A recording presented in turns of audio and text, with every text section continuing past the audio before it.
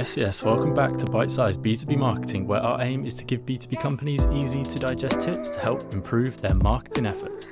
I am joined today by Julian Lumpkin, founder and CEO of SuccessKit, and they help businesses create case studies and video testimonials for their website, sales process, and social accounts. And it's my great pleasure to have him on the podcast today. Julian, welcome. How's it going?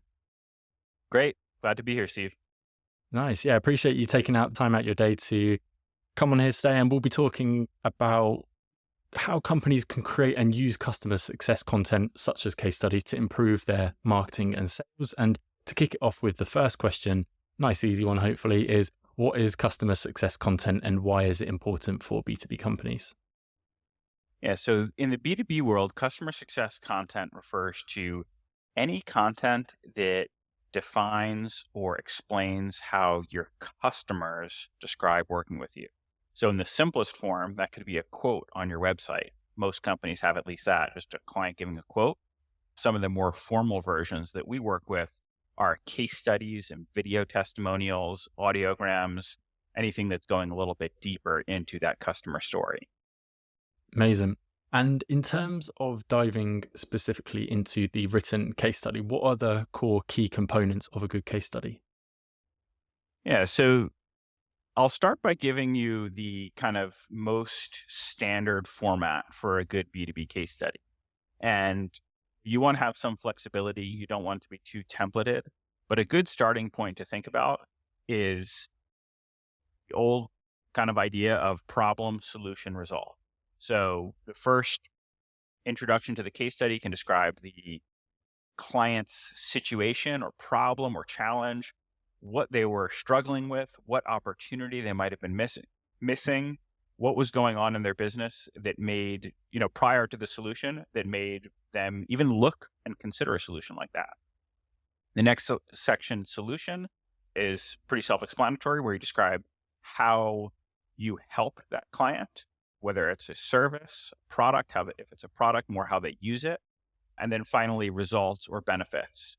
Ideally, there's some kind of specific metrics in here, sharing how actual results that were achieved by working with you, but that's not always possible, and that's okay. So kind of as close and specific as you can get to what outcomes were achieved.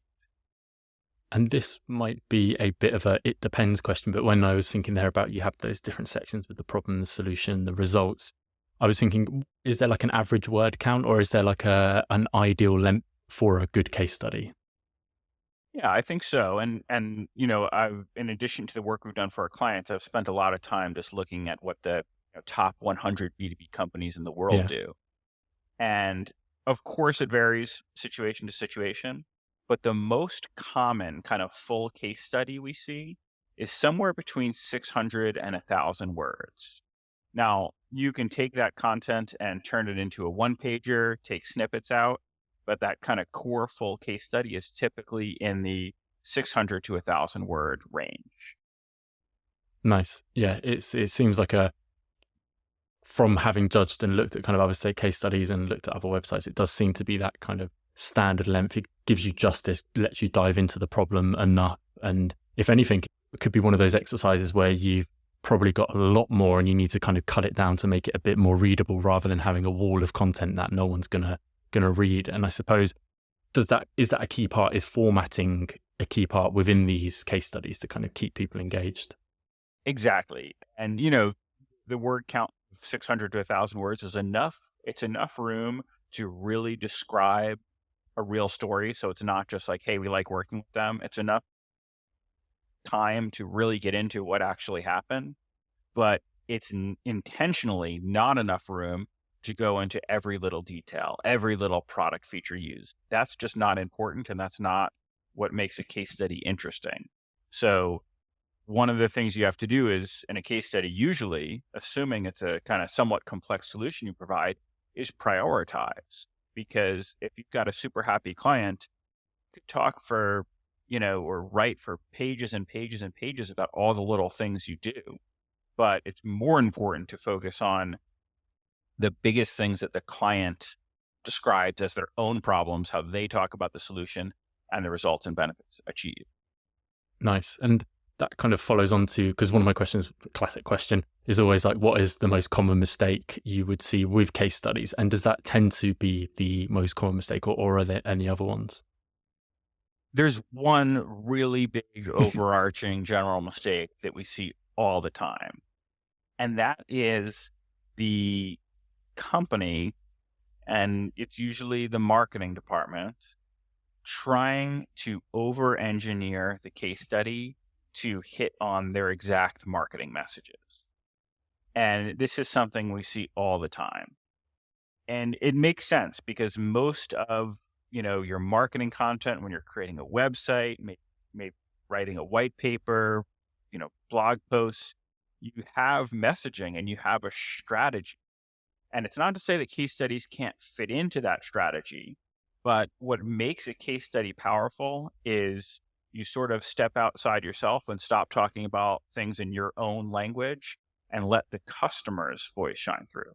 So by doing that, by over-engineering it and trying to hit on every marketing point in the plan, what you lose is what really makes a case study so powerful, which is the customer's authentic voice. Just I always tell my clients, you want to capture how your clients talk about you when you're not there, because your prospects, they're not living this all day. They're not thinking about all the time. The way that they think and speak about the problems you solve is more like the way your current clients do when you're not there. So the biggest mistake, once again, is over-engineering the case study and turning it into a puff piece where you're talking about all your great features, this point that you've decided you want to talk about, instead of letting the customer share their story authentically. That's a great point. I've even just then came to mind, I feel like that would be quite a common issue, is where people aren't even consulting the customer where they're creating the case study. They're just like, we did this great project. We knew exactly what happened in the project. This was the problem, or what we think was the problem. This is the solution. Put it out there, rather than, as you were saying there, like involve the customer. Actually, what was the problem? What were the benefits that you saw? Because, for us, it's like, great, we've redesigned the website, leads have gone up, it was delivered on time, it was on budget. Like, things that are important to us aren't important to that customer. So as you said there, I feel like that would be such a key point, is getting those words out of them. So exactly. There are certain cases where you just can't interview the customer, but if it is at all possible, it would be a pretty big mistake to try to do a case study without interviewing the customer, if at all possible. And in the situations where we can't interview the customer, because we do come across that sometimes, what we do in that situation is, instead of just interviewing or talking to marketing to write the case study, we want to interview the person who interacts with the customer most and get them to really put themselves in their shoes. What did they say? How did they talk about this? So always want to interview the customer. And if not, make sure you're talking to the people internally that are closest to the customers. Again, not the marketer who has kind of a marketing plan. You want to get that marketer's perspective too, because this is not to say that case studies shouldn't fit into that plan. So what we do is you kind of want to start by talking to that marketer who has their plan and what they want to accomplish. Or if you're in marketing, start with your own plan, but let then the details and the wording and the specifics come from the client or people close to the client. Nice. It does make sense. What's a common reason why customers don't want to speak to you? Is it, say, NDAs, or is it more they just can't get hold of them? And then when you hear that, do you kind of think, oh, is that a bit of a red flag? We can't actually speak to their customer. Yeah. So it is pretty rare, I should say. Yeah. When it does happen, sometimes it's because their company has just kind of a broad policy of not participating in things like this. So it's usually not that like the actual contact won't participate. It's that their company prohibits them from doing so. And it's uncommon, except for there's a few industries that it's more common in, like cybersecurity, financial, when you're doing case studies with the government. So it's usually these kind of big corporate or governments that don't allow the client to participate. Once in a while, you'll see someone who just says they don't have enough time, but if a case study is done right, it only needs usually about 30 minutes of an interview from the client's time. So it's usually because they're not allowed to participate. Cool. And that's kind of moves nicely on to the next question that I was going to ask about how you get this information or these words out of that customer. Do you have any interview techniques or any special ways that any like one golden question that you always ask one of these customers that you speak to? I wouldn't say there's a golden question. There is certainly a skill and a method to it. And I actually would liken it very much to being a good salesperson, where I think a lot of people now understand that, being a salesperson isn't about jamming your message down their throat and, asking some golden question, but instead listening very attentively and asking follow-up questions and getting them to dig into the why this matters. I had to really boil it down to a few points. I should also note, and whether someone's working with us or any third party, this is why it's really helpful to have a third party help in some way with your case studies, because it's much more natural for a third party to come in and ask the quote unquote stupid questions, getting them to really simplify it and explain it rather than diving right into the details. So if I had to boil it down to a few points, it's listen attentively, ask follow-up questions, find out about the why, and help steer them out of all of the minor technical details and get to the big picture of what problems they had and how that's solved. And this is related to what you said, kind of as far as like mistakes and things you can focus on if you're doing a case study. What we see people missing is not focusing enough on the problem or the situation. It's, they get the client to say, oh, well, we were, losing 10%, or, 10% of it, 10% of invoices were getting unpaid for the first 60 days or something like that. And then they just kind of latch onto that and say, great, now how did they solve that? And really good case studies, I think people, when they're creating case studies, tend to over-focus on the results. Mm. But in our experience, results are great, don't get me wrong. But what can really make a case study great is a really built out problem. So when that client says, oh, we were, 10% of our invoices were getting, paid 30 days plus late, it's not, okay, great. It's what effect did that have on the business? Why was I was getting those invoices late? Who else in the organization was frustrated about that? What other concerns did you have? And then you get, instead of this case study where it's like they were getting the invoices late, and we got them to on time, and now their collection cycle is sped up. It's a story about I was there and my CFO was getting frustrated about this, and then the reader relates to that because it's a real story. So digging into the why, the problem, and the why they really care about this is one of the things we see people missing out on quite a bit, instead just focusing on getting them to commit to results achieved.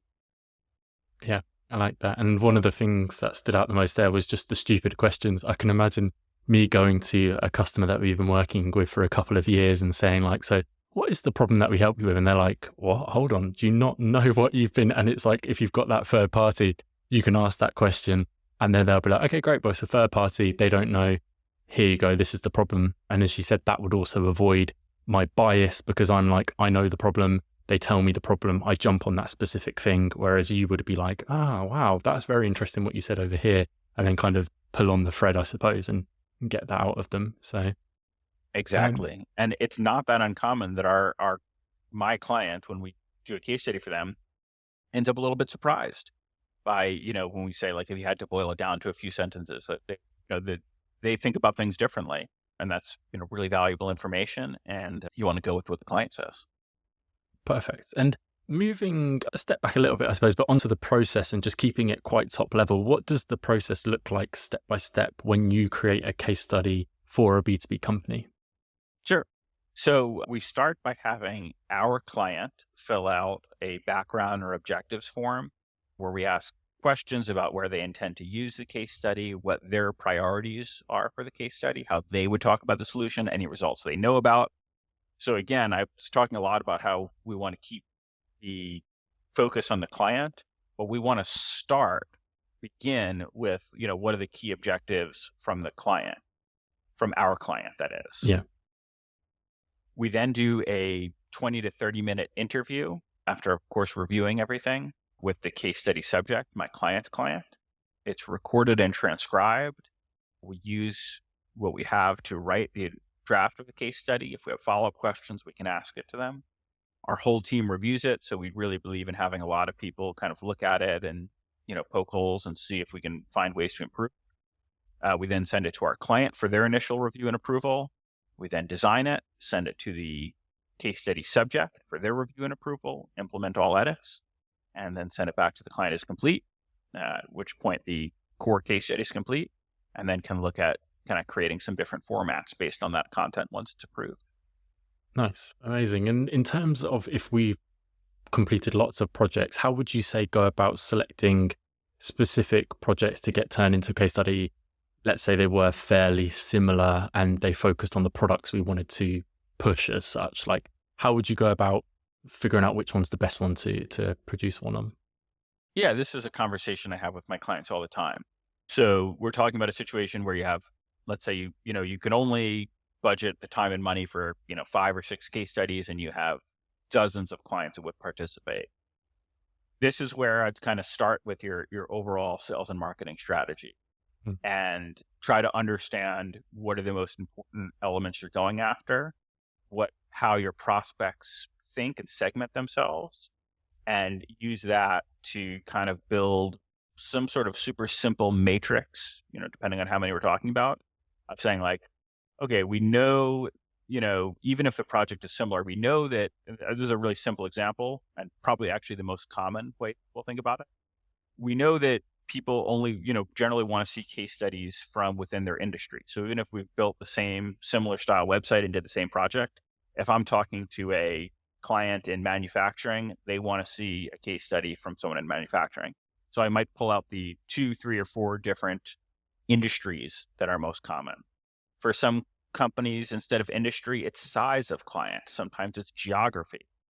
And then on the other end of that other axis of the matrix, you might have something about your solution or how they solve the problem or what problem they're achieving. So just making up an example without knowing much, if you did case study, if you did websites, some in WordPress, some in some other, I can't even think of the other ones right now, but then you might have some of like your core solution. You might think about it more as like the biggest problem they solve. So maybe you'd say, okay, sometimes, we're redoing an existing website and taking a lot of content from that. We want one that hits that, and then one that hits a brand new build. So bit of a wordy answer, but the general No, no. idea is to understand, what is most important in your go-to-market strategy. What are your clients asking? How do they think about it? How do they segment themselves? What are the most important products or solutions that you sell separately? And then trying to get at least one case study in each of those core areas is how I'd approach it with a client that only, that had a limited number of case studies that could produce and wanted to hit the main points. Amazing. No, that helps. Yeah, that definitely helps. And in terms of format, I suppose when we're talking about case studies here, are we just talking about text-based case studies on a website, or is there some video involved, or does it tend to be a combination? Yeah, a combination of both. Yep. I mean, we do both. Mm. Most clients now do some form of video with their case studies, but we do have clients that do, just video or just written case studies. So, very kind of complementary to a case study is a video testimonial where you're getting the person on video, and it's that kind of standard 2-minute them talking about the same things in the case study, but a little more simplified. Videos are a little more social proof focused than detail focused. There's not as much room to go into them. The problem with video is videos, it's more difficult than a lot of people imagine to get their clients to show up to do a video testimonial shoot. A lot of people don't like to be on video, and they're already doing you a favor by talking to you and letting you use their name and logo. So we find that it's actually a little bit when someone does a case study and then we follow up, hey, can we also do a video testimonial? It's a little bit less than 50% of the time that they agree. So you're not always going to be able to get video, not to mention the time and cost of doing it. So what we've started doing for a lot of our clients, and this has become a major part of our solution, is creating what we call audio videos. And what we do is when we do the written case study, we of course record that interview. And then instead of getting the client to show up and get on video, we take audio from that interview and can use graphics and B-roll and the right images to create videos where you can hear the person talking. You're highlighting the main points on the screen, but it's not the person actually showing up and going on video. So that's much easier. It's an easier ask from your client because they don't have to do anything extra. And from a time or cost perspective, it's also easier than setting up a video client as well. Yeah, fully agreed. As soon as you said about having that customer come on to film a video, they must love you. And also they must love being in front of the camera as well, which is it's definitely going to be a tough ask. And when you did start saying that, I did think as well what you said there is a similar thing, like almost having that written case study in video form, but obviously shorter, punchier, and even, like layering some B-roll in there just to kind of break it up a little bit, make it a bit more engaging. So for someone who is more of a visual or listening audio wise, they'd be better to essentially consume it like that rather than reading the text on the page. So exactly. And I should also note, like, we'll do some of them that are full summaries like you talked about, but it's also a great opportunity to create short clips for social media. So we'll take a written case study and create 3 short clips, highlighting some really important quotes or really interesting aspects, 20 to 30 seconds, designed for LinkedIn or sometimes other platforms as well. Nice. That was going to be sort of moving on to the next topic. So we've got this amazing case study. What are some of the ways that we can repurpose it or use it elsewhere that you've seen to be effective? Yeah. So the most important ways you can use the case study, number, I'd say 1 is getting it on your website. When people look at B2B companies, they want to see that you have real clients saying good things about you. So that's number 1.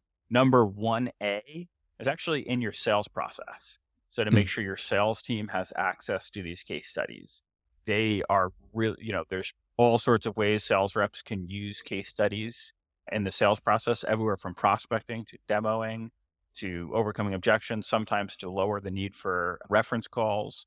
So getting them in front of your sales reps and making sure they have access to them. After that, I think the most important area is social media. So having, posting a 3-page PDF to social media is probably not the best idea. So at that point, you're going to want to reformat it like we talked about, whether that's kind of a short, punchier text version, slide deck version, videos, anything to make it quicker and more digestible to catch people's attention on social media. So you kind of, those are the main ways people use. And then I should also note in marketing campaigns, like paid advertising as well, newsletters, these are all the ways they use it. And then it's just, a matter of taking that core case study and putting it into any format, whatever format you need for a particular channel, a case study can be formatted into. And I should, and I also say, like, not just, let's say you have a marketing campaign and you're creating an advertisement. The whole advertisement doesn't need to be the case study, but you can take little quotes and ideas from that case study and put it into that marketing campaign. So it's really all over the place. They can be used in all parts of the sales and marketing process. And it's just a matter of breaking it down and taking out what's needed for that particular channel.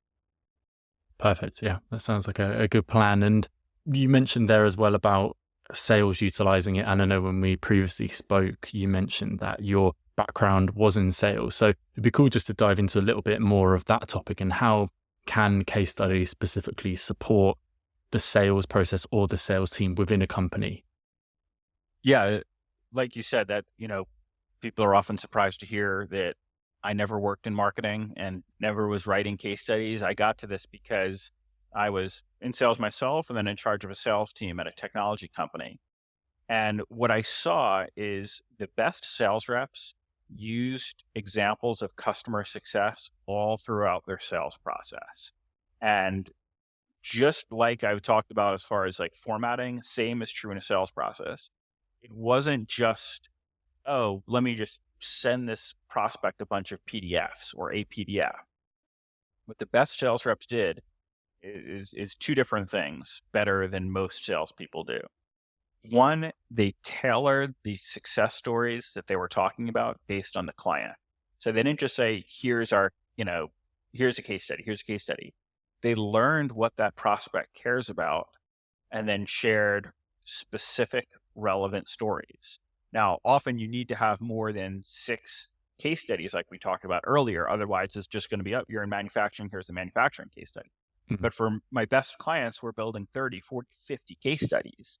And then you have all the very specific things that, these unique stories. So I'm trying to think of an example for you, like someone says like, well, I want to work with you, but I'm very concerned that, the lead forms won't flow through to HubSpot correctly. Just Mm. making up an example to be able to say, as an example, I totally understand. Are you familiar with XYZ company? They're also, in the banking industry, and they also use the same HubSpot forms. They were concerned about that at first, but here is what we did to solve that. That's magic in a sales process. When you can understand what that person is really concerned about, what they care about, what's unique about their situation, and then show them a customer that had that same concern. So that's that's like the ideal place to be. You need to do a lot of case studies and document a lot of stories to get there. But seeing how powerful that was is what got me into this business. For any other company, for companies that can't do 30, 40, you can still use case studies as a reason to reach out to client as proof and inserting them. So I was saying there are 2 things. That's number 1 of using really specific relevant examples. And number 2 is inserting them throughout the sales process naturally. So not just like, oh, this is the time I send them a case study, here's a PDF. It's as you're talking to them. It doesn't always have to be the main focal point, but as you're showing them something, oh, by the way, this reminds me of XYZ client, here's what they did. And then maybe later on, you're circling it back to that. So you're building this element of social proof throughout the sales process that tells the prospect, you're not taking a big risk. You're not trying something brand new. People like you have already done this and succeeded. And by sharing specific relevant case studies, using them throughout the sales process, you're going to build a different level of trust in your prospect. Yeah. Even then, just when you're thinking about it, during the sales process, I always say like, oh yeah, like we've worked with this client doing this, but I feel like every other agency pitching probably saying a similar thing. But if you could actually be like, oh look, here's like a proper well-written case study where we showed exactly this problem that we solved, and you send it over after the call when you spoke with them, they'll be like, oh wow, they actually did do this. And even just then I was like, damn, we need to step up our case study game. And so we can then anytime, because the problems and objections, they're nearly always the same, aren't they? On if you're working with the same type of client with the similar type of problem on similar projects, which most small businesses to medium-sized businesses should be focusing on, really, having that arsenal of case studies would be powerful and help you stand out as well. So yeah, there are the same objections, but when in my experience in sales, even if there's the same 5 or 10 objections, when you really do a good job in the sales process, each prospect, in my experience, the sales process comes down usually to unique qualities and concerns from that person when someone's buying something. And if you even think about your own self buying something and say, oh, I can see why that works for other people, but I'm unique. Here's my challenge. And in my experience as a seller and now as a buyer, like that's kind of what sales cycles quietly hinge on, the unique specific thing about that person. And that's what they keep thinking about. And when you can uncover that and then address it with proof, your close rates will go up. yeah. And even then came to mind, like, would you create a case study specifically for a client? Obviously not making something up online about it, but if for that example, with that HubSpot example you're talking about, do the leads flow through? But then we could have a case study about that. But then we get an objection saying like, oh, I'm worried that specifically around, say, gated content or something more specific in the language that they're using. Would you then say update and create a unique case study for them? Or how would you go about that? Or would you say if you were having to do that, the initial case study is wrong, would you say? No one said it's wrong. I would say that maybe if you're having to do it all the time, that you don't have enough case studies, but that is something we've done.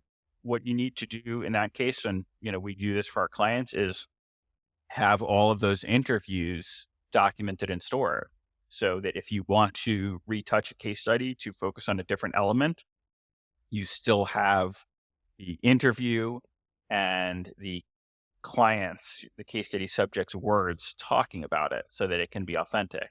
There's going to be some problems. You may have to get it reapproved by them. So there Mm, can be some challenges of creating those custom case studies for a specific situation, but it's something we've done before.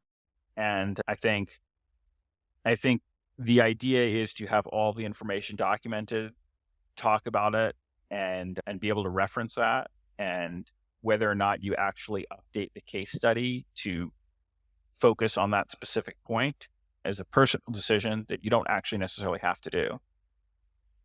cool. That does make sense. And we've spoken a lot about case studies specifically, and what other types of customer success content should be focusing on. Are there any standout ones that you want to kind of touch on or speak about?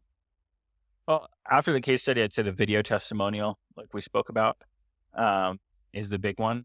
I think, you know, another side of this that we don't really work on is, the customer reviews where, Mm, they're really positioned as, third party reviews. I think there are some challenges there because everyone gets 5-star reviews on everything now. So they've kind of lost a little bit of the authenticity that they're supposed to have, but that's really big. Just general quotes. Those are the big ones. It's really the same ideas, just used in every different way in every place that you sell and market. nice. Yeah, when you said that, it came to mind, like, video does seem to have that barrier to entry in terms of, like, you've got the customer onto the camera. So whereas a 5-star review, we're all a little bit skeptical about them. And even the classic kind of quote on a page, sometimes you think, like, okay, like, they've probably not lied about it because it's linked through to their website and it has their logo on it and it has a picture of it. But you're always, if you've got a video, you're kind of like, all right, this is gospel as such. Like, I suppose deep fake and AI videos might change that soon, but Yeah, at least for now, videos are trustworthy. Hopefully that doesn't change too much, but right now they're kind of the most trustworthy thing that you can do. And I think what this comes back to when it comes to building trust, I think you actually said it earlier in this call that, like, another mistake I see marketers or founders making is they build only the type of content that they want to digest. So I remember I was talking to the founder of a company a few weeks ago, and we have done, I don't know, 6 case studies for him. I was talking about video, and I was like, well, why don't we get some videos? Your clients seem willing, and he was kind of like, I don't really like video that much, and it kind of like the light bulb went off like immediately. I barely had to say anything. I was like, well, the people on your website, you don't know if they like to read, watch, listen. You don't know if they like long form content, short form content.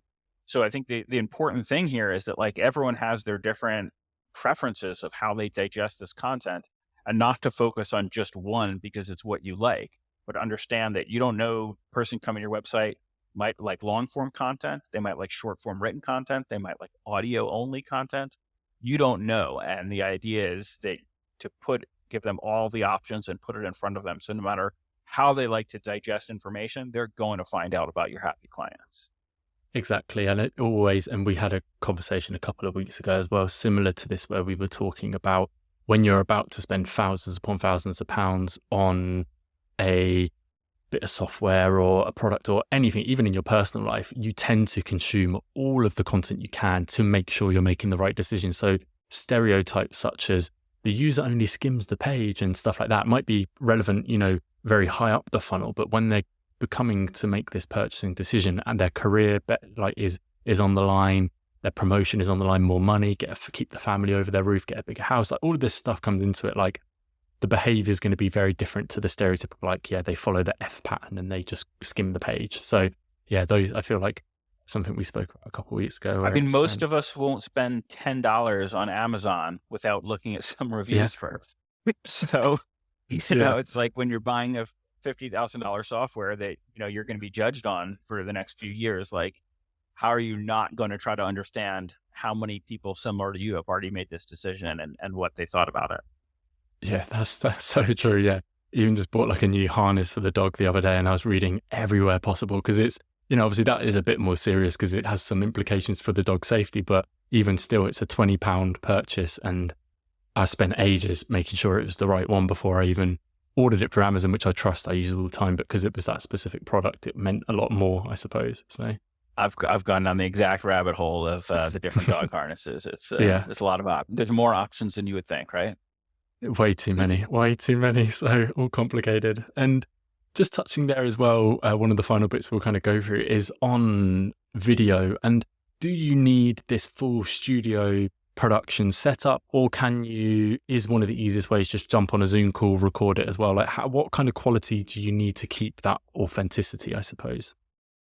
That's a great question. I'll give you my opinion on it, but this really does vary customer to customer and how they want to use it and how they want to position themselves. So my opinion is that it doesn't need, I think you can usually do a little better than just jumping on Zoom. Now, as far as basically getting their lighting right, getting a nice background, kind of like how you are in this frame right here. Mm, It doesn't look like you've set up some, fancy, impressive studio and have a person in camera, but it looks presentable, and that's what we usually want to aim for. yeah, I'd also note, as a quick aside here, one of the things that people make a mistake here is they focus a little too much on the visual, and a high quality microphone is actually just as important to the quality of the video. So if you even if you have a nice shot, if it sounds like they're recording audio through a crappy computer mic, it's going to make the video feel worse. So, and that's like an easy fix. You can just mail them a $20 microphone on Amazon. That's going yeah, to really improve it. So my personal opinion, and or professional/personal opinion on this, is that, it's worth doing the basic things to improve their setup in an easy way. And that's what most people think. That said, I have clients that see it very differently, and it really depends on their brand. I have clients that will only post a video. Also, if they're putting it on, it's very different if you're putting things on social media, where it's a little bit less important, versus on your website. So I have clients that will only put, full production videos that were shot in person with full production on their website, because they have a really impressive brand and they don't want to degrade it with, stocky, not great looking videos. mm, I have other clients that have a less formal brand and want to lean into the kind of informality of a video. And that might make sense for a particular brand. So I think the answer to your question really comes down to where they're using it and the style and approach. So I give my clients my advice and our thoughts on this and how we see it fitting in, but we don't have a kind of answer of this is the way and this is how videos need to look. nice. Yeah, I get this similar thing where I got into a bit of back and forth with someone a couple of weeks ago on LinkedIn in terms of how much the production value and how important it is. And it did just stem down to that. It's the brand, it comes from the brand. Like if the brand dictates that it needs to have that high level of production, then it should be there. If you're a bit more of a scrappy startup working with other scrappy startups, a bit more of a scrappy setup would work essentially. And it's just being honest where you feel you are and getting something produced based on that, really, I suppose. I'm curious, where did you fall on the argument of how important production is? The video that it came from was essentially the angle of it is it was companies need to think more like YouTube creators, essentially. So they just need a setup like this. I just open my laptop, plug in the mic and record on the software, and I can record all of my little talking head videos to this. I can record these podcasts to it, put it into the script. It's a very lean setup. And as you said, the microphone was like £50, and I've already got a computer and it just uses the HD camera from it. It could be better, but I still feel it is good. So I feel like for that, it still needs to look good. And I remember I spoke to Ryan Stewart and the episode that went out last week, and he said, look, like if you own a restaurant, the baseline is that you should be serving good food. And it's the same with video content. I feel you should be making good content. So I agree with you, clear picture and a good sounding mic. And to me, that's kind of the minimum barrier. It can't be sounding bad or being a bad picture or just not shot nicely. And even as I'm saying that, I can see the two, it's not sitting perfectly behind me and lined up, but it's that kind of just making sure it has some sort of slight production value to it. And some people are good at that. Some people can whip their phone out, take a nice photo. Other people give my camera phone to my dad, and you're like, how did you take such a bad photo? So it's one of those things, isn't it? So I think like the most important thing is obviously get it done, because a lot of people wait too long to try and get something done. But again, we're a smaller company. We're just trying to do things, test things out. And that might not apply to a MasterCard or a Visa or like a massive brand that has something to protect, I suppose. So, yeah. So amazing. Well, thank you so much for your time today. I appreciate it. These are my favorite episodes where I come away from them and I'm like, damn, we need to review our case studies, and there's a lot for us to improve. So hopefully people listening found it useful as well. And how can people stay up to date with you, and where's best to follow along? Yeah, so I post a decent amount on LinkedIn. Pretty easy to find there. My name is Julian Lumpkin. I think I'm the only one with that name, so you won't have any trouble finding me there. Our website is successkit.io. We produce a lot of content teaching people how to create and use case studies. So whether or not you're thinking about working with us, if you just want to kind of take a lot of what we've done and incorporate it into your own strategy, you can find our blog there, and subscribe to our newsletter where we're sharing this information. Amazing. Perfect. Well, Julian, thank you. I appreciate your time. And for everybody listening, thank you for tuning in. This has been Bite-Sized B2B Marketing. You can find our page on LinkedIn, where we'll be posting clips from all the episodes every day each week. And you can listen along on all good podcast platforms and YouTube. Catch you all next week. Cheers. Thanks for having me.